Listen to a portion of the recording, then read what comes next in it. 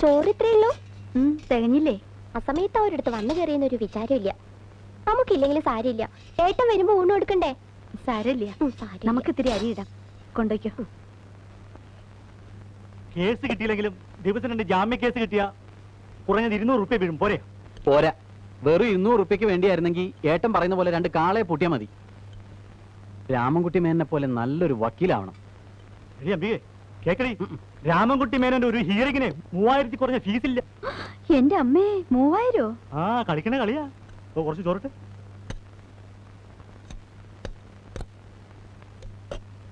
ഞാൻ എണീക്കണു, എന്റെ കൈ ഉണങ്ങി. എണീറ്റു. ഉണ്ണുമ്പോ എനിക്ക് സാവധാനം ഇരുന്ന് ഉണ്ണണം. എനിക്ക് ഇവിടെ വന്ന വിശപ്പ് കൂടുതലാ. അതിപ്പോ എവിടെ ചെന്നാലും കുറവൊന്നുമില്ല. കഴിഞ്ഞ കൊല്ലം പനിയൂർ ചെറിയച്ഛന്റെ മോളുടെ കല്യാണത്തിന് 2ാം മന്തി തുടങ്ങിയിട്ടും ദിവാരേട്ടനിരുന്ന് തട്ട് തന്നെ. അവിടെ പിള്ളേര് കളിയാക്കി പറയണ കേട്ടപ്പോ എന്റെ തോലൊരിഞ്ഞു പോയി. ഒന്നും മിണ്ടാതിരിക്കടി. കുഞ്ഞമ്മായി, അന്ന് നമ്മളൊരു പേരിട്ടില്ലേ, തീറ്റുറപ്പായി. അതിന് ഇത്ര കളിയാക്കി ചിരിക്കാൻ എന്താ ഉള്ളേ? ഓടി അവിടുന്ന്. വയസ്സിന് മൂത്താരുടെ കളി പറയണേ. പിള്ളേരുടെ മുഖം കഴിയിക്കേ. വാ.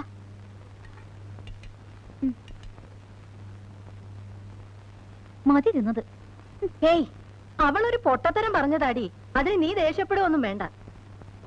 ഊണ് കഴിക്കുന്നത് അവരവരുടെ തൃപ്തിക്ക് കഴിക്കണം. ദിവാകരന് ഇഷ്ടം പോലെ കഴിക്കും. എന്നാ പിന്നെ ഞാനും ഒന്ന് കൈ കഴുകിയിട്ട് വരാം.